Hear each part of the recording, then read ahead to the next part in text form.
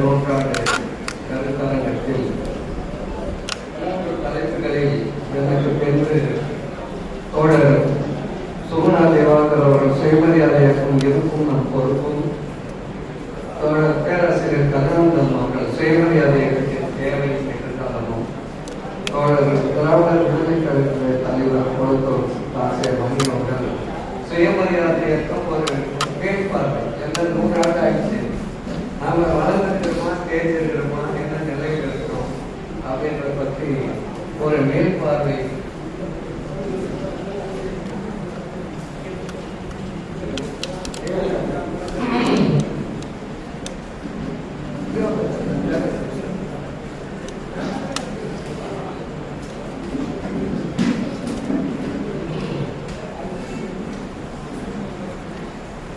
பேராசிரியர் கண்ணானந்தம் அவர்கள் இன்றைக்கு தமிழகத்திலே தலை சிறந்த ஒரு திராவிட இயக்க ஆய்வாளராக பல்வேறு அரங்குகளில் மிக சிறந்த ஆய்வுகளை செந்துவெளி நாகரிகம் போன்றவற்றையெல்லாம் கருத்தரங்குகள் கல்லூரிகளில் பல இடங்களில் பேசி ஒரு மறுமலர்ச்சி, ஒரு சமரசத்தில்லாத ஒரு போராளியாக கண்ணானந்தம் அவர்கள் இன்றைக்கு இயங்கிக் கொண்டிருக்கிறார்கள்.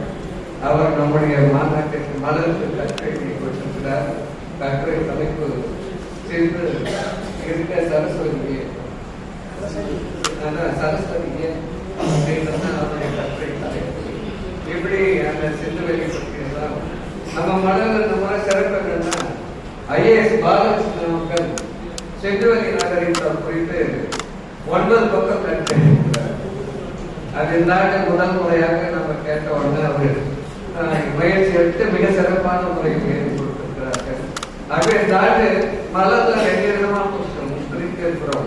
ஒன்று பண்டைய தமிழர் நாகரிகம் தொல்பொருள் ஆய்வு சிந்துவெளி இது தொடர்பாக, இன்னொரு பகுதி சுயமரியாதை இயக்கத்துடைய கட்டுரைகள். அதுல சுயமரியாதை இயக்கத்துடைய தோற்றம், வளர்ச்சி, நிலை, அதை பற்றி ஆய்வுகள் என 2 பிரிவாக கட்டுரைகள் பெறப்பட்டுள்ளன.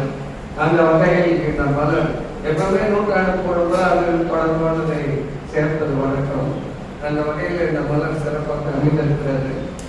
இன்னொரு, அதாவது மலர்களுக்கு தேவையான கட்டுரைகள் நேற்றைக்கு முன்தினம் வரைக்கும் வந்து கொண்டிருந்தன. விளம்பரங்கள் நேற்று கூட வந்திருக்கின்றன. எனவே மலரை முழுமையாக அச்சிட்டு எடுத்துக்கொண்டவரை இயலவில்லை என்பதை நீங்கள் பொறுத்தருக வேண்டும். ஒரு 20 படிகள் தான் கீழ்வடிகள் கொண்டு வந்தோம். அதனால அனைவருக்கும் மலர் அனுப்பி வைக்கப்படும். ஒரு வாரத்திற்குள்ளாக எல்லாரும் சிந்தனையாளர் கூட்டம் மலர் வேலுமலர் கொடுத்தவர்களுக்கும் கற்றையாளர்களுக்கும் அனுப்பி வைக்கப்படும் விரைவில் என்ற உறுதியை தெரிவித்துக் கொள்கிறேன். சுயமரியாதை இயக்கம் தோன்றுவதற்கு முன் நாம் எப்படி இருந்தோம் என்பதையெல்லாம் நாம் தெரிந்து கொண்டால்தான் இந்த சுயமரியாதையினுடைய பலன் பயன் என்ன என்பதை அறிந்து கொள்ளும். இது காஞ்சிபுரம் மாணவர் பல்லவருடைய தலைவர். தமிழகத்தில் முதலாக ஆரியர்கள் சங்க காலத்திலே வந்திருந்த போதிலும் சட்ட ரீதியாக அவர்களுடைய சட்டங்கள், மனு சட்டம் பல்லவர்கள் ஆட்சி காலத்தில் தான் நடைமுறைப்படுத்துவதற்கான கல்வெட்டுகள், செப்பு, பட்டை எல்லாம் சான்றது. பல்லவர்கள் பற்றி மா ராசமாணிக்கனார் எழுதுவதற்கு முன்பு மீனாட்சி என்பவர் தான் PhD பண்ணார். சென்னை பல்கலைக்கழகத்தில் பல்லவருடைய நிர்வாக ஆட்சி முறைகளை பற்றி ஆய்வு செய்திருக்கிறார். அந்த ஆய்வு இருக்கிறது. அது நூல் ஆட்சி நூலாகவும் வந்திருக்கிறது. ஆக ஆரியத்திற்கு பல்லவர்கள் எவ்வாறெல்லாம் துணை போனார்கள் என்பதை பற்றி அந்த நூல்கள் இருக்கு. அதாவது சபர செய்திருக்கார், தண்டனை கொடுக்கணும்னா பல்லவர் ஆட்சியில கோயிலுக்கு விளக்கெரிக்கிறதுக்கு என்ன வேணும், நெய் வேணும், அதுக்காக ஆடு கொடுக்கணும், மாடு கொடுக்கணும், செப்பேன் கல்வெட்டு. அது போலதான் இப்படிதான் ஏராளமா இருக்கு. இன்னும் சொல்ல போனா பல்லவர் காலத்துல ஆரிய கூத்து என்கிற சொல் பட்டையில் இடம்பெற்றிருக்கிறது. நலன்கள் ஆரிய கூத்து மகாபாரதம் தான், வேற ஒன்றும். தமிழகத்தில் முதலாக மகாபாரதம் தெருக்கூத்துகளாக நடிக்கப்பட்டது பல்லவர் ஆட்சி காலத்தில் தான். இன்றைக்கும் நீங்க திரௌபதி அம்மன் கோயில் எங்க இருக்குன்னு பாத்தீங்கன்னா பல்லவர் ஆட்சிக்கு உட்பட்ட பகுதிகளில் மட்டும்தான் திரௌபதி கோயில் இருக்கும். மதுரை போனா இருக்காது, திருநெல்வேலி இருக்காது, கோவையில் இருக்காது. எங்கெல்லாம் பல்லவர்கள் அதை பரப்பினார்கள். மகாபாரதத்தை கொண்டு வந்து சேர்த்தார்கள். ஆகிய குழு என்ற பெயர் வைத்து நிலங்களை அளித்திருக்கிறார்கள். ஏராளமான அவருடைய ஆட்சியை பெரும்பாலான கல்வெட்டுகள் பல்லவர் ஆட்சி காலத்தில் சமஸ்கிருத கல்வெட்டுகள். அதையும் நம்ம தெரிஞ்சுக்கணும். 4ஆம் நூற்றாண்டிலிருந்து 7ஆம் நூற்றாண்டு வரை அவருடைய கல்வெட்டுகள் சமஸ்கிருத கல்வெட்டு. அவர்கள் தமிழரே என்றாங்க, சில பேர் தமிழர் என்றாங்க. பல்வேறு விதமான ஆய்வுகள் பல்லவர்களை பற்றி வந்து கொண்டிருக்கிறது. இந்த கைலாசநாதர் கோயில் 1200 ஆண்டுகளுக்கு முன்பு கட்டப்பட்ட பல்லவர் ஆட்சியில் கட்டப்பட்ட முதல் கல்லிலான பெரும் கோயில், முதல் கோயில். அதுக்கப்புறமா மற்ற கோயில்கள் தமிழ்நாட்டில் கட்டப்பட்டது. ராசமணியினர் பல்லவர் ஆட்சியை பற்றி நிறைய எழுதியிருப்பாரு. காஞ்சிபுரம் நகரத்தை பற்றியும் அவர் நிறைய எழுதியிருக்காரு. அதை சொல்ல காஞ்சிபுரத்தை பத்தி கொஞ்ச நேரம் பேசிட்டு சுயமரியாதை பேசுறதுக்கு போலான்னு நினைக்கிறேன். யுவான் சுவான் காஞ்சிபுரத்திற்கு வந்திருக்கிறார். தொடக்கம் தான் தென்னிந்தியாவை பற்றிய வெளிநாட்டினர் குறிப்புகள், foreign notices of South India. தமிழாக்கம் செய்தவர் நீலகண்ட சாஸ்திரி. வெளியிட்டவர்கள் தமிழ்நாடு பாடல் நிறுவனம். அதுல செய்தி என்ன இருக்குன்னா, யுவான் சுவான் காஞ்சிபுரத்துக்கு அவர் திராவிட நாட்டின் எல்லைக்குள் நுழைந்தேன். இங்க வரும்போது அவர் எழுத திராவிட நாட்டு எல்லைக்குள் நுழைந்தேன். காஞ்சிபுரத்துல வடக்கெல்லாம் வேற மொழி பேசினாங்க, இங்க வந்து வேற மொழி பேசுறாங்க. அவர் காஞ்சிபுரத்துல கண்டது, காஞ்சிபுரத்தில் 10,000 சமண முனிவர்கள் இருந்தார்கள். அந்த பக்கம் சரி, அந்த காஞ்சிபுரத்துல. இந்த காஞ்சிபுரத்துல 10,000 பௌத்த முனிவர்கள் இருந்தார்கள். 500 பௌத்த மடங்கள் இருந்தன, 500 சமண மடங்கள் இருந்தன. யார் நான் சொல்ல, யுவான் சுவாமி இருக்கிற தமிழ்நாடு அரசு பாடல் நிறுவனம் வெளியிட்டிருக்கிறது. அப்புறம் அசோகருடைய கல்வெட்டு அந்த பெரிய தூண் இருக்குங்க, காஞ்சிபுரத்தின் வடக்கு பகுதியில் அந்த தூண் இருந்ததுன்னு எழுதியிருக்கிறார். அந்த இடம் என்னாச்சு, அங்க 10,000 பௌத்த முனிவர்கள் என்னானாங்க, அந்த சமண முனிவர்கள் என்னானாங்க. அன்றைக்கு பௌத்த காஞ்சி சமண காஞ்சியில் இருந்த பெயர் மாறி எப்போது விஷ்ணு காஞ்சி சிவகாஞ்சி என்று மாறியது. இதெல்லாம் ஆய்வுக்கு உட்படுத்த வேண்டிய செய்திகள். பல படுகொலைகள் இந்த நகரத்தில் நடந்திருக்க வேண்டும். 1913ஆம் ஆண்டு இந்திய அரசினுடைய தொல்பொருள் ஆய்வுத்துறை இயக்குனர், ஒன்றிய மாநில அரசு வந்து 1955 தான் தொல்பொருள் ஆய்வுத்துறையே வருது. இந்திய அரசுக்கு 1860 வந்துச்சு தொல்பொருள் ஆய்வுத்துறை. முதல் இயக்குனர் கன்னிங்காம், அவருக்கு 27 தொகுதி வந்துருக்கு. இப்போ பழைய புத்தக கடையில பார்த்தேன், 17,000 ரூபாய் வர சொன்னாங்க. 27 தொகுதி வாங்கணும் ஆசைப்பட்டா வாங்க முடியல. அவர் தான் முதல்ல எல்லாத்தையும் கண்டுபிடிச்சு எழுதுறாரு கன்னிங்காம். அவர் தான் முதல் இயக்குனர். அப்ப இந்த கோபிநாத் ராவ் காஞ்சிபுரத்தில் வந்து 1913ஆம் ஆண்டு ஆராய்ச்சி நடத்துகிறார். காஞ்சிபுரத்திலிருந்து 5 புத்தர் சிலைகளை எடுத்தார். அதுல ஒரு புத்தர் சிலை இதுதான் மிக முக்கியமானது. காஞ்சிபுரம் காமாட்சி அம்மன் கோவில் கிணற்றுக்குள்ளிருந்து எடுத்தார். இதை நான் சொல்லல, தென்னிந்திய வரலாறு நீலகண்ட சாஸ்திரி எழுதியது, தமிழ்நாடு அரசு பாடநூல் நிறுவனம் வெளியிட்ட நூல். காஞ்சிபுரம் காமாட்சி அம்மன் கோயில் கிணற்றிலிருந்து ஒரு புத்தர் சிலையை எடுத்தார் என்றால் காமாட்சி அம்மன் கோயில் புத்தர் கோயிலாக இருந்திருக்க வேண்டும். இன்னொன்று மாராசமணிக்கிறார் பல்லவரை பற்றி எழுதும்போது சொல்றார், காஞ்சி நகராட்சி புத்தர் தெரு என்று இருந்ததை காமாட்சி அம்மன் சன்னதி என்று மாற்றியதை ஆண்டு வாரிய நகராட்சி குறிப்பு பார்த்து எழுதியிருக்கிறார். 1870 பல்லவரோட ராஜமாநில நூல் படிச்சீங்கன்னா தெரியும். அப்ப இந்த புத்தர் கோயிலை இவங்க வந்து படிச்சீங்க, சங்கராச்சாரியர் வந்து இப்ப வந்து வடக்க இருந்து அந்த அசோகர் தூண் இல்ல, காஞ்சிபுரத்தின் வடக்க என்ன இருக்குது, சங்கர மடம் இருக்கு. தெரிஞ்சுக்கணும், வடக்க இருந்த புத்தர் அசோகர் தூண் இல்ல, சங்கர மடம் இருக்கு. இங்க இருந்த 500 பௌத்த மடங்கள் இல்ல, அங்க இருந்த சமண மடங்கள் 500 மடங்கள் இல்ல. இன்னைக்கு புத்த துறவிகளே இல்ல, சமண துறவிகளே இல்ல. எப்படி காஞ்சிபுரம் இப்படி மாறியது? இதெல்லாம் ஒரு பெரிய வரலாற்றுக்குரிய கேள்வி. சுயமரியாதை இயக்கத்தை சார்ந்த நாம் இதையெல்லாம் ஆய்வு உட்படுத்த வேண்டும். யாரால் இது எப்படி எல்லாம் மாற்றப்பட்டது? அப்போ மிகப்பெரிய ஒரு கலாச்சார வன்முறை போராட்டம் வெடித்திருக்க வேண்டும். அதனால Ambedkar revolution and counter revolution சொல்லுவாரு. அவங்க பண்ற புரட்சி நாம எதிர்ப்புரட்சி அப்படின்றத சொல்றாங்க. பௌத்த மதம் என்பது வன்முறையால் அழிக்கப்பட்டது என்பதால் பல்வேறு ஆதாரங்களை காட்டி அம்பேத்கர் எதிர்க்கிறார். விஷயமிக்க ஆட்சிக்கு அம்பேத்கர் எதிர்க்கிறார். வெளிநாட்டினருடைய மேற்கோள் கொடுத்து அம்பேத்கர் எதிர்க்கிறார். முஸ்லிம்களுடைய ஆட்சி காலத்தில் கிமு 182 தண்டோரப்பட்டார். நாட்டில் இருக்கிற புத்த பிட்சுகளுடைய தலைகளை எல்லாம் வெட்டி கொண்டு வந்து கொடுத்தால் தங்க நாணயம் இனம் புத்த பிட்சுகளுடைய அப்படி வன்முறையால் தான் இந்த நாட்டில் பௌத்தம் அழிக்கப்பட்டது. சமணம் கைவேந்தது இதெல்லாம் சமணம் ஐயப்பன் பின்னாடி கர்நாடகம். ஆகவே இங்கே அடிப்படையில் இந்த நாட்டு பூர்வீகப்படி மக்களை ஆலயத்திற்கு அடிமைப்படுத்தி விட்டார்கள். அதுதான் இப்ப 1000 ஆண்டு காலமாக தமிழர் வடக்கு 2000 ஆண்டு கிமு புஷ்யமித்திர சுமன்ல இருந்து இங்க பல்லவர்ல இருந்து நமக்கு நாடு இருக்கு.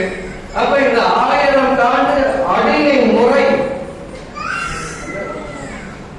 தமிழகத்திலே இருந்தது. அதை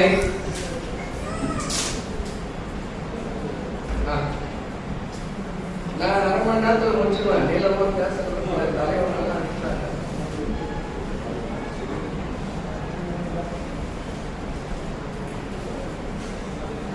1500 ஆண்டுகளாக தமிழ்நாட்டில் மனு தர்மத்தால் ஆட்சி செய்யப்படுகிறது. அதுக்கு எல்லா சான்றோர்களுக்கு சிவலம்பா புத்தகமும் எழுதியிருக்கிறாரு. எந்த தரசை யார் யாருக்கு எவ்வளவு நல்லவட்டார் பாண்டியன் ராஜராஜ சோழனுடைய அம்மாவே என்ன பண்ணாங்க, டீ பாய்ச்சி போய் இறந்து போனாங்க. அது சான்று இருக்கு. அதாவது வழக்க இருக்கிற பழக்கம் தமிழ்நாட்டுக்கு ராஜராஜ காலத்திலே வந்திருக்கு. 400 தேவரடியார்கள் ராஜராஜன் வந்து வீடு கட்டி தனி தெருவா வைத்திருந்தான். அவங்களுக்கு நல்ல ராஜமாணிக்கனார் எழுதியிருக்கிறாரு. தேவதாசி முறை பல்லவர் ஆட்சியிலே தோன்றிவிட்டது அவர் எழுதுறாரு. அப்ப பேரு பதிவில்லாரா, அதாவது கணவனை திருமணம் செய்து கொண்டாத பெண்கள் பதிவில்லார். இன்னும் ராஜமாணிக்கனார் எழுதுறாரு பல்லவர் வரலாறு. அப்ப கல்கோயில் என்றைக்கு தோன்றியதோ அன்றைக்கே தேவதாசி முறை உருவாகி இருக்கிறது அப்படின்றத நாம் ஒரு முடிவு பெற வேண்டியதாக இருக்கிறது. இது நீண்ட நெடுங்காலமாக பெண்களை அடிமைப்படுத்துகின்ற மனு தர்மத்தை ஆட்சி செய்கின்ற எல்லா அரசர்களும் மனு தர்மத்தை தான் அடிப்படையாக வச்சு தமிழ்நாட்டில் ஆட்சி செய்தார்கள். ஆங்கிலேயர்கள் வந்த பிறகு ஒரு மாற்றம் வந்தது. 1860 மெக்காலே, இப்ப மெக்காலே கல்வி 1835 மெக்காலே இந்திய கல்வியியல் சட்டத்துக்கு தலைவராக இருந்தார். 1859 இருந்து 61 வரைக்கும் அவர் தான் இந்தியாவில் முதல் காமன் சிவில் ப்ரொசீஜர் கோட் என்பதை எழுதினார். அதற்கு முன்பு வரையில் இந்தியாவில் பார்ப்பான் கொலை செய்தால் பார்ப்பான மொட்டாட்சி வெளிநாட்டுக்கு அனுப்பினால் போதும், அது சட்டமாவே இருந்தது. நம்ம ராஜராஜ சோழனே அப்படி அனுப்பிச்சான். அவங்க அப்பனை கொண்டவனை கண்டுபிடிக்க முடியும், கண்டுபிடிச்சா கூட தண்டிக்காம ஊரை விட்டு வெளியேற்றி விட்டாங்க. அப்போ அரசர்கள் ஆட்சி காலங்களில் மணிநீதி தான் இருந்தது என்பதை அறியப்படுகிறது. ஆக இப்படி மணிநீதி ஆங்கிலேயர் ஆட்சி வரைக்கும் வந்தது. ஏன் ஆங்கிலேயர் ஆட்சிகளை பார்த்தார்கள், எதிர்த்தார்கள்? இங்கதான் நம்ம கண்ணானந்தையா விளக்கி பேசுவாரு. ஏன்னா அவன் குழந்தை திருமணத்தை தடை செய்தார்கள். குழந்தை திருமணம் ஏன் வந்தது? சாதி வந்து குழந்தைக்கு காம உணர்ச்சி வந்தா, வயசு வந்துட்டா, பெண்கள் வயதுக்கு வந்தா பார்த்தவன தேசிக்க தோணும். அது இயற்கை. இவன் ஏன் மனுவில் எழுதி வச்சா 8 வயசுக்குள்ள திருமணம் பண்ணவனு, 8 வயசுக்குள்ள பொண்ணு வயசுக்கு வராது, அப்ப பண்ணா சொந்த ஜாதியில பண்ணிடலாம், வயசுக்கு வந்துட்டா வேற ஜாதி ரத்த கலப்பு வரக்கூடாது, அப்ப வர்ண கலப்பு. இப்ப வந்து ஜாதி கலப்பு. அன்றைக்கு வர்ணமாக 4 வர்ணமாக இருந்தது. இன்றைக்கு 4000 ஜாதிகளாக பரிணமித்து பெருகி இருக்கிறது. மனுவிலே இருக்கிறான் ஜாதி கலப்பு எந்தெந்த ஜாதி ஒன்னா சேர்ந்த வேற ஜாதி உருவானது அப்படின்னு எழுதிருக்கான். பல ஜாதியா மாறி இருக்கு. அப்ப இந்த நாட்டில் ஆயிரக்கணக்கான ஆண்டு காலம் இருந்த பழக்க வழக்கத்தை ஆங்கிலேயர்கள் மாற்றினார்கள். கொஞ்சம் கொஞ்சமா செஞ்ச, முழுசா செய்யல, கொஞ்சம் கொஞ்சமா செய்ய தொடங்கினாங்க. நம்ம நாட்டுக்கு கல்வி, பொது கல்வி அனைவருக்கும் இல்ல. மெக்கால வந்து கல்வி கொடுக்கறதுக்கு முன்னாடி 1835 முன்னாடி பொது கல்வி என்பது இந்தியாவில் எங்குமே கிடையாது. வெறும் மத கல்வி மட்டும்தான். மத கல்வினா அது பார்ப்பனர்களுக்கும் மற்ற மேல் ஜாதிக்காரர்களுக்கும் மட்டும்தான். ஆகி பரந்தாமனார் மதுரை நாயக்கர் வரலாற்றை எழுதியிருக்கிறார். இன்றைக்கு தமிழ்நாடு அரசுடைய மகளிர், அந்த மகளிர் ஆணையர் தலைவி செல்வி ஆகி பரந்தாமனுடைய பேர் என்னிடம் அறிமுகப்படுத்திக் கொண்டார். மகிழ்ச்சியாக மகிழ்ச்சியா இருக்குமா நீங்க வந்து உட்கார்ந்து சொன்னேன். அவங்க திராவிட இயக்க உணர்வாளராக இருக்கிறாங்க அந்த அம்மா செல்வி. அவங்களாம் வந்து என்கிட்ட அனுபவப்பட்டு தம்பி நீங்க நல்லா பேசுற பரவாயில்ல, எங்க தாத்தா ஆக்கி பிறந்தாங்க, நான் வசிக்கிறோமா மதுரை நாயக்கர் வரலாற்று அப்படின்னு 10,000 பேர் படித்தார்கள் மதுரையில. சமஸ்கிருத பல்கலைக்கழகங்கள் 10,000 பேரும் பார்ப்பனார்கள். டீன் ஒவ்வொரு மேற்கோள் காட்டி ஆக்கி பிறந்தாமலார் எழுதிய மதுரை நாயக்கர் வரலாற்று இருக்கிறது. அப்ப கல்வி என்பது இப்ப நம்ம முயலுங்கிறார் சோழிகள். சோழையின் பொறுத்துல பல்லவர் ஆட்சியிலேயே வந்துச்சு. அதுக்கு கடிகை சோழையின் பொறுத்த சுத்தி இருக்கிற பேர் பார்த்தீங்கன்னா கடிகைன்னு வரும். பல்லவர் கடிகை சோழையின் பொறுத்துல இருந்தது. பாண்டிச்சேரியில பாகூர் வந்தது. இன்னொரு சமஸ்கிருத கல்வி நிலையங்கள். கல்வி என்றால் சமஸ்கிருதம் மட்டும்தான் கல்வி என்ற நிலை இருந்ததை மாற்றி மெக்காலே 1835 பொது கல்வி கொடுத்தார். அதன் பிறகுதான் அறிவியல். இன்னைக்கு நாம படிக்கிற அறிவியல், வரலாறு, புவியியல், பொறியியல், மருத்துவம் எல்லாம் அதுக்கு முன்னாடி சங்க காலத்துல இல்லையான்னு கேட்கலாம். நாட்டு மருத்துவம் மாதிரி இருந்தது. அதன் பிறகு இப்பதான் ஆராய்ச்சி பண்ற எல்லா ஆராய்ச்சி படிப்புகளும் இங்க வந்து அதன் பிறகு வந்து சேர்ந்தது. ஆங்கில கல்வி வந்த பிறகுதான் நம்முடைய சிந்தனைகளில் ஒரு மாற்றம் ஏற்பட்டது. அதுதான் மிகப்பெரிய. வெறும் மத கல்வியை படிச்சுதான் மாற்றம் வருவதற்கான வாய்ப்புகள் குறைவு. இந்த பொது கல்வி படிச்ச பிறகு கேள்வி கேட்கிற போது என்ன வந்தது? ஏன் பாப்பா மட்டுமே யூனிவர்சிட்டியில படிக்கணுமா? சென்னை பல்கலைக்கழகம் 1857 தொடங்கினாங்க. முதல் 5 வருஷத்துல எத்தனை பேர் நான்கு படிச்சாங்க? வெறும் 15 பேரு. பொன்முனை PhD ஆய்வு இருக்கு. அந்த ஆய்வு தலைப்பு என்ன? தென்னாப்பிரிக்க கல்பர்களும் தென்னிந்திய சூத்திரர்களும். PhD தலைப்பே அதான். ஆங்கிலத்துல பழைய புத்தக கடையில் வாங்க அண்மையில் தமிழ்ல வந்து ஒரு 6 மாதத்துக்கு முன்னாடி பொன்முனை PhD. சென்னை பல்கலைக்கு முழுக்க 1915 வரை பல்கலைக்கழகத்தில் காலையில கடவுள் வந்து சமஸ்கிருத பாட்டு தான். நபியாருடன் எழுதியிருக்கிறார் மறைமொழி கேவல். தனி திராவிட தேசியமும் தனித்தமிழ் இயக்கத்தின் வளர்ச்சியும் அது லண்டன் பல்கலைக்கழகத்தில் கொடுத்த முனைவப்பட்ட ஆய்வேடு. அதுல நிறைய செய்திகள் வருது.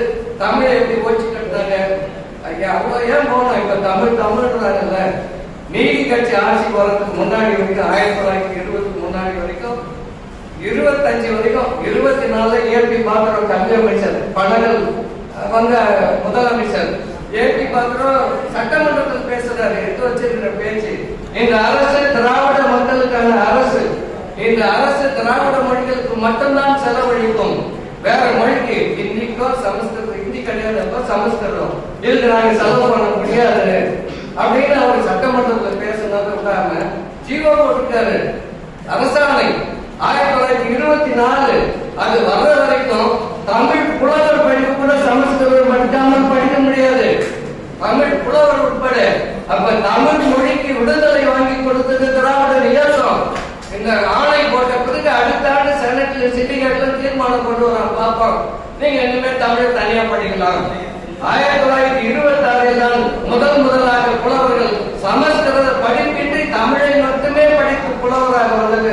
முதல் செட், முதல் பேட்ச் 1926. நீதி கட்சி ஆட்சியுடைய சாதனை. சமஸ்கிருதத்துக்கு அடிமைப்பட்டு கிடந்த தமிழை மீட்டு கொடுத்த ஒரு நீதி கட்சி. கால்டுவெல் எப்படி சொன்னாரோ, கால்டுவெலுக்கு முன்னாடி பெருசா யாரும் சொல்லல, எல்லிஸ் லேசா சொல்லியிருக்காரு. கால்டுவெல் தான் விரிவா சொல்லியிருக்காரு. சமஸ்கிருதத்தில் இருந்து தனித்தேங்க வல்லமையுடைய ஒரே மொழி தமிழ் தான் அப்படின்னு அடிச்சு அதுக்கான ஆதாரங்களை கொடுத்து அவரு ஏறத்தாழ 700-800 பக்கம் எழுதியிருக்காரு திராவிட மொழிகளுக்கு இலக்கணம். அதுக்காக பல நூல்களை எவ்வளவு நூல் படிச்சிருக்கிறார், எவ்வளவு ரெஃபரன்ஸ், பக்கமா ரெஃபரன்ஸ் இருக்கு. அவ்வளவு மொழிகள் நூல்களை அந்த காலத்தில் அவர் படித்திருக்கிறார். அவர் சொன்ன பிறகுதான் திராவிட இயக்கத்துக்கு ஒரு ஊக்கம் வந்தது, திராவிட இயக்கம் வந்தது. அதன் பிறகுதான் மறைமொழிகள் அவர் மிகப்பெரிய தமிழறிஞர். இன்னைக்கு சுபவீர பாண்டியன் வந்து திராவிட தமிழர் பேரவையின் பேர் வச்சிருந்து பேர் மணியரசன் வந்து கல்வாட்டு சாப்பாடுன்னு சொல்றாரு. நான் இன்னைக்கு சொல்றேன், மறைமொழிகள் நாட்டு இருக்கு. அவர் சொந்தமா எழுந்தது 1902 எழுதியிருக்கிறார். அவர் திருத்த கல்லூரியில் வேலை செஞ்சார். திராவிட தமிழர் தொல்லியல் ஆய்வு கழகத்தின் தலைவராக தேர்ந்தெடுக்கப்பட்டேன். யாரு? மறைமொழிகள். அப்ப நீங்க கருவாட்டு சாம்பார் யாருக்கு தரணும்? மறைமொழிகளுக்கு தான் தரணும். சுபவீர பாண்டியனுக்கு கொடுக்கிறார். ஏன்னா அவர்தான் முதல் தலைவர். பலமுறை திராவிட கலா சங்கத்தில்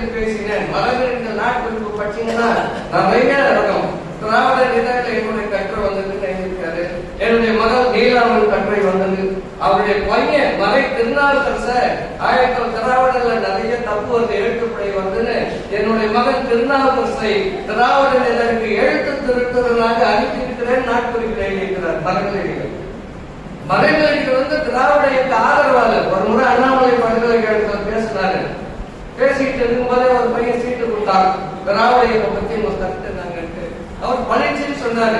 இந்தியாவின் வடகிழக்கு மூலையில் ஒரு பகுதியை தவிர ஆகிய பகுதியை தவிர மற்றதுக்குள்ள திராவிடம் தான். அதை மட்டும் சொல்ல, மற்றவங்க உடம்புல ஓடுறது மொத்தம் திராவிட தான். இது நான் சொல்ல, மறைமலைகள் எழுத்துல இருக்கு. அவரு எழுத்துல எழுதியிருக்கிறாரு. நம்பியாருடன் கோட் பண்ணி இருக்கிறாரு. இதெல்லாம் அப்ப அவங்க எல்லாம் அன்றைக்கு எல்லாரும் நீதி கட்சி உருவான நேரத்தில் எல்லா தமிழ் புலவர்களும் நீதி கட்சியை ஆதரிக்க வேண்டிய தேவை இருந்தது. ஏன்னா பார்ப்பனர்களுக்கு மரியாதை இல்லை, சமூகத்துல மரியாதை இல்லை. மாநில கல்லூரியில குப்புசாமி சாஸ்திரிக்கு 300 ரூபாய் சம்பளம், இவருக்கு நம்மளுக்கு 81 ரூபாய் சம்பளம், நமச்சிவாய முதலியாருக்கு 200 ரூபாய், 150, 81 குடியரசுல இருக்கு 81 குடியரசுல 81 இருக்கு. அப்ப சமஸ்கிருதத்துக்கு ஏன்னா 300 ரூபாய் மாச சம்பளம், தமிழுக்கு 81 ரூபாய் கொடுக்குறேன்னு கேள்வி கேட்டது திராவிட இயக்கம். கேள்வி கேட்டது மட்டும் இல்ல, அதை ஒழிச்சு கட்டது ரெண்டும் சமம். அது சொன்னா அது வந்து என்ன மொழி சொல்றாங்கல்ல, உயர்ந்த மொழி செம்மொழி. அது வந்து செம்மொழி. தமிழ் வர்ணாகுலர் லாங்குவேஜ், வட்டார மொழி. அவங்க சொன்ன பதில் தமிழ்ல ப்ரொஃபசர்ஷிப் வர முடியாது, தமிழ்ல பேராசிரியர் பதவி கிடையாது. சமஸ்கிருதத்துக்கு மட்டும்தான் பேராசிரியர் தகுதி, அது போஸ்ட். 1932 அந்த குப்புசாமி சாஸ்திரி ஓய்வு பெற்றார். சமஸ்கிருத பேராசிரியர் பணியிடத்தை மூடினாங்க, ஜீவோ போட்டாங்க. நீதி கட்சி ஆட்சியில பொக்லி ஆட்சியில போட்டாங்க. பெரியார் அதை வரவேற்று சமஸ்கிருத சனியன் தொலைந்தது குடியரசு தலைவர் 32 இன்னைக்கு இருக்கு அதை கட்டுற சமஸ்கிருத சனியன் தொலைந்தது. அப்ப 1000 ஆண்டு காலமாக இருந்த அடிமைப்பட்டு கிடந்த தமிழர்களை மட்டுமல்ல, தமிழ் மொழியையும். இங்க பல பேர் வயசானவங்க வந்துக்கிறீங்க, நீங்க எல்லாம் நினைச்சு பாருங்க. நம்முடைய அப்ப காலத்துல பாட்டங்காலத்துல 10 வயது பாப்பார பையன் நம்முடைய தாத்தனை பாட்டனை வாடா போடான்னு பேர் சொல்லி கூப்பிட்டானா இல்லையா? நம்மளுக்கு போய் என்ன சாமி சொன்னீங்க, ஒரு கேள்விக்குறி மாரி வளைஞ்சு தலையிட்டு கீழே வளைஞ்சு அந்த 10 வயசு பையன்கிட்ட போய் என்ன சாமி சொன்னீங்க, இது ஏன் அவன் பூதேவர்னு அவனுக்கு அவனே பச்சம் சொல்லிட்டீங்கன்னா மனோட எழுதி வச்சான், பூதேவர்னு குறிச்சு வச்சிருக்கிறான். அப்ப அவர் சாமி, நாங்க தமிழ்நாடே கொஞ்சம் பரவாயில்ல, கேரளா மிக மோசம். யாருக்கு கல்யாணம் ஆனாலும் நம்ம நாயர் வீட்டுல ஃபர்ஸ்ட் நைட் வந்து நம்புகிறீங்க தான் விட்டுணும். நான் பொய் சொல்லல, சட்டத்துல இருக்கு. அது வந்து கஸ்டமர் இல்லான்னு சொல்லி வந்தான். ஒருத்தருக்கு ரோஷம் வந்து ஃபர்ஸ்ட் நைட் கொடுக்க மாட்டேன்ட்டான். அதை எடுத்து மும்பை உயர் நீதிமன்றத்தில் வழக்கு போட்டது. அம்பேத்கர் ஆங்கில தொகுதி 3வது தொகுதியில் எழுதியிருக்கிறார், நம்பூதிரி நாயர் ஃபர்ஸ்ட் நைட் கொடுக்கலன்னு என்னுடைய ரைட்ஸ் கஸ்டமரி லா என்று சொல்லி உயர் நீதிமன்றம் வரைக்கும் போயிருக்கிறான். ஒரே நாள் விட மாட்டான். ஃபர்ஸ்ட் நைட்னா அவன் விரும்புற வரைக்கும் அவனோட இருக்கலாம். அவனை அந்த நம்பூதிரியா பார்த்து அவன் கொட்டாட்டியை விட்டு போனாதான் தாலி கட்டின ஆம்பியாளுக்கு அவர் சொந்தம். இது பெரியார் பேசியிருக்கிறார், எழுதியிருக்கிறார். அடிக்கடி கேரளாவுக்கு போயிட்டு இருந்தாங்க வைக்கம் சத்தியாகிரகம். பெரியாருடைய பேச்சிலிருந்து நடைமுறையிலிருந்து அம்பேத்கர் எழுதியிருக்கிறார். நீதிமன்ற வழக்கு போட்டதை 3ஆம் தொகுதி ஆங்கிலத்தில் கோட் பண்ணியிருக்கிறார். எனக்கு இந்த மலர் தயாரிப்பு வழியில இந்த பக்க நம்பர் தான் குச்சிங் வர நேரம் இல்லை. இன்னொன்று ஆங்கில நூல்லாம் ராஜபக்ஷ வீட்டில் இருந்து நான் சென்னையில் இருக்கிறேன். எனக்கு பெரிய வருத்தம்னா என்னுடைய நூல்கள் என்னோடு இல்லையே தேவை கேட்டு கூட மணி ஒன்று கேட்டேன். முதல் தோழர் அந்த இது ராமசாமி தமிழ்நாட்டை ஜாதி அது நான் படிச்சேன், வீட்டுல இருக்கு. ஆனா செய்தி ஞாபகம் இருக்கு. எத்தனாம் பக்கம் தெரியல. நீங்க வரப்போது காஞ்சிபுரம் மாநாட்டுல பேசணும். எனக்கு அந்த பக்கத்தை போட்டோ எடுத்து அனுப்புங்க. 10 ரேக் நிறைய புத்தகம் வாலாஜா வீட்டுல இருக்குது. 5 ரேக் புத்தகம் தான் சென்னையில் இருக்குது. எதனால எனக்கு வாங்கி வச்சுட்டு பயன்படுத்த முடியலன்ற வருத்தத்தை தவிர வேற எந்த வருத்தமும் எனக்கு என்னைக்குமே ஏற்பட்டது இல்லை. அந்த ஏன்னா நம்ம ஒரு ஆய்வாளர், ஆய்வுக்கு தேவையானது சொல்லணும். தமிழ்நாட்டில் காந்தி ஏன் கேட்டது அவர்கிட்ட கேள்வி கூட இருக்கு. அந்த புத்தகத்துல மணி அனுப்பியிருக்காரு. இப்ப எனக்கு 1927 நம்முடைய ஏடி பன்னீர்செல்வமும் கரந்தை தமிழ் சங்க தலைவர் உமா மகேஸ்வரன் பிள்ளை உமா மகேஸ்வரர் நீதி கட்சியினுடைய தஞ்சை மாவட்ட செயலாளர், அதை மறந்துடக்கூடாது. ஜியா விஸ்வநாதன் 1917 நீதி கட்சி உறுப்பினர். 1940 பெரியார் தலைவராக தேர்ந்தெடுக்கப்பட்ட அன்று அதே மாநாட்டில் கியா விஸ்வநாதன் செயலாளர். அதெல்லாம் மறந்துட்டு கியாப்பாவை தூக்கி வச்சு எழுதும், பெரியாரை எட்டி வருகிறதும், மணியரசனுடைய கேவலமான இழிப்பிறப்பு எழுத்தெல்லாம் என்ன வரலாறு எழுதுறீங்க, என்ன பேசுறீங்க? நீ ஒப்பை பணங்கள் ஒண்ணுமே செய்ய இருக்கிறார். இந்து அறநிலைத்துறை சட்டம் இந்த சுப்பராயன் தான் நடைமுறைப்படுத்தினார் எழுதியிருக்கிறார். 2000 பக்கம் விவாதம் இருக்குது, சட்டமன்ற விவாதம். 1922 26 வரைக்கும் பெரியாரே 6 முறை குடியரசு இருக்கிறார் இந்து மத சட்டத்தை பற்றி. இப்ப நான் நூலா தொகுத்திருக்கிறேன் 120 பக்கம். இந்த மலர் பணிக்காரமா கொண்டு வரல புத்தக கண்காட்சிக்குள்ள ஒரு 120 பக்கம். ஆங்கிலேய ஆட்சி காலத்திலிருந்து எவ்வளவு 1 லட்சம் இந்து அறநிலைத்துறை சட்டம் ஏன் உருவானது. அப்ப பெரியார் கடைசியா எழுதார் பணங்கள் ராஜாட்ட ஜே கடைசி கட்ட 26 டிசம்பர் மாதம் எழுதியிருக்காரு. இந்த அறநிலைத்துறை சட்டத்துக்கு கவர்னர் கையெழுத்து போட்டாரு. ஸ்டேட் ஆஃப் செக்ரட்டரி அங்க இருந்தார், அவர் தான் மேல இப்ப கவர்னர் இது மாதிரி குடியரசுத் தலைவர் மாதிரி அவரும் கையெழுத்து போட்டாரு. பனகல் ராஜா வெற்றி அடைந்து விட்டார். பனகல் ராஜா ஜேன்னு பெரியார். இதெல்லாம் மறைச்சிட்டு பனகல் ஒண்ணுமே செய்யல, பொப்பிலி ஒண்ணுமே செய்யல, இடஒதுக்கீடு ஒண்ணுமே மணியர் செய்திருக்காரு. 1921 போட்ட கம்யூனல் ஜீவோக்கு கவர்னர் கிட்ட கையெழுத்து வாங்கல. கவர்னர் கையெழுத்து போடணும்னா ஒரு ஜீவோவே வராது. அடிப்படையில் கவர்னர் கையெழுத்து போடாம ஒரு ஜீவோ வர முடியாது. அது அமெண்ட்மெண்ட் ஆக முடியாது, சட்டமா ஆக முடியாது. ஒரு பொய் சொல்றதுக்கு ஒரு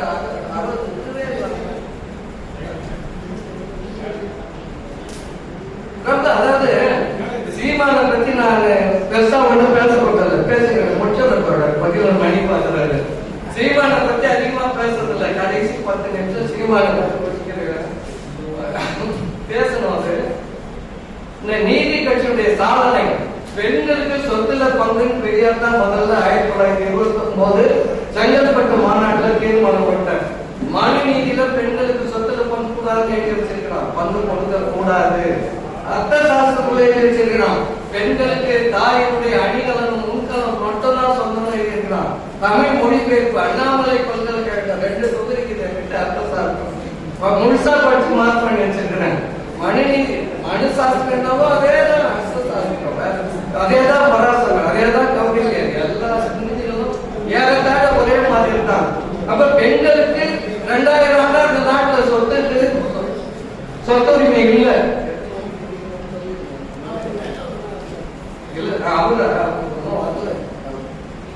பெண்களுக்கு 1500 வருஷமா 2000 வருஷமா சொத்துல பங்கு இல்லை.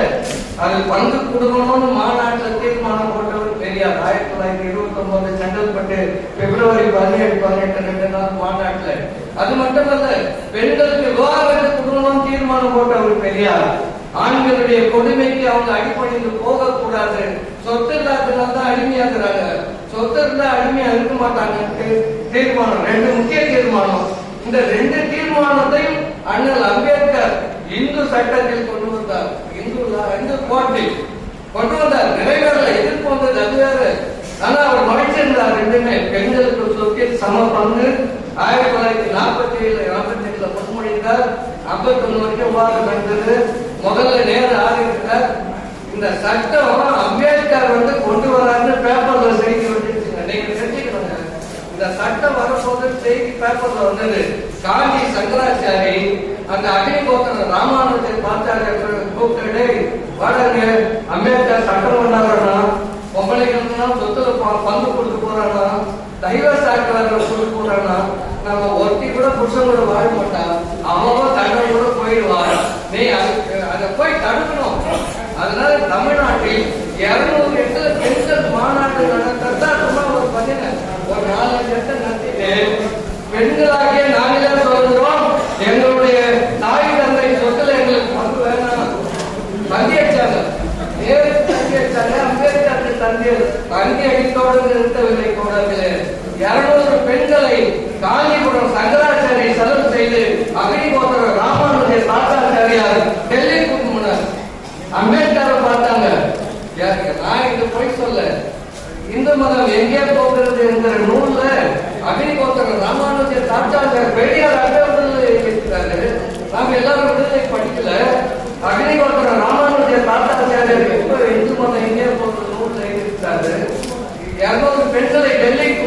அம்பேத்கர் பாக்குறாங்க, முடியாது நேரு பார்த்தாங்க, ராதாகிருஷ்ணனை பார்த்தாங்க, குடியரசுத் தலைவர் ராஜேந்திர பிரசாத் பார்த்தாங்க. ஏன்னா இது 1950 அம்பேத்கர் கோட் பில். ராஜேந்திர பிரசாத் அவர் சொல்றாரு, நான் பார்த்துக்கிறேன், பயப்படாத, நீங்க போயிட்டு வாங்க. அம்பேத்கருடைய இந்த இந்து கோட் பில் மசோதா இந்த நாடாளுமன்றத்தில் நிறைவேறினால் நான் குடியரசுத் தலைவர் பதவியை ராஜினாமா செய்வேன் மிரட்டின மறுநாளே நேரு வாபஸ் வாங்கினார். அதுக்கு அடுத்த நாள் அம்பேத்கர் கோபம் வந்துச்சு. நான் சட்ட அமைச்சர், நான் கொண்டு வந்த சட்டமுறை நிறைவேறா இந்த சட்டம் சட்ட அமைச்சர் பதவி அப்படின்னு சொல்லி உடனடியாக அவர் சட்ட அமைச்சர் பதவியை தூக்கி போட்டார். எதுக்கு? அவர் கொண்டு வந்த பெண்களுக்கு சொத்தில் சம உரிமை விவாதத்துக்கு மசோதா இதெல்லாம் நிறைவேறல அப்படிங்கிறதுக்காக அவர் தூக்கி போட்டு போனதாக பெரியார் நினைத்ததை இந்த 1000 ஆண்டுகால சமூக வேறுபாடு இருந்தது. நீங்க நகர அமைப்பு முறை, ஊர் அமைப்பு முறை பாருங்க, எல்லாமே மனித நீதி அடிப்படையில் தான் இருக்கும்.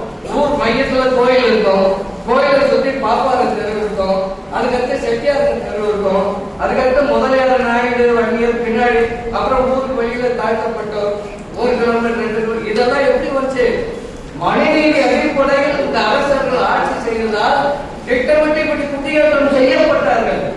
இந்து மத மனு தர்ம ஆட்சிக்கு சரி ஊருக்கு வெளியில எல்லா ஊர்லயும் இருக்க காரணம் ஒன்னா ஆசைப்பட்ட ஐயோ நாங்கெல்லாம் வரமாட்டோம், அவங்க கூட கலந்து மாட்டோம், வெளியே போறோம், அவங்களாம் போயிட்டாங்களா? இல்லையே. ராஜராஜ சோழனுடைய பிற்கால சோழ சரித்திரம் சதாசிவ பண்டாரத்தாரு கல்வெட்டு ஆய்வு அண்ணாமலை பல்கலைக்கழகத்தில் அவர் 2 தொகுதி முடிச்சாரு. ரிட்டையர்மெண்ட் வயசு வந்துச்சு. அவருக்கு வயது நீச்சி குறித்து 3வது ஏற்றி கூட்டிட்டு போங்கன்னு சொன்னாங்க. அவரு மக்கள் தான், ஆனால் நான்குராமின் உணர்வோட பெரியாருக்கு பாராட்டாரு. பெரியார் அவர் கூட்டி பாராட்டு செய்தார். அவர் எழுதியிருக்கிறாரு, ராஜராஜ சோழன் ஆட்சி வரை சுடுகாடு மட்டும், அதாவது வரை சேரி மட்டுமல்ல, வரை சுடுகாட்டுக்கும் நிலம் அளந்து கொடுத்தான் ராஜராஜன் பட்டை இருக்கு, செப்பு பட்டை இருக்கு.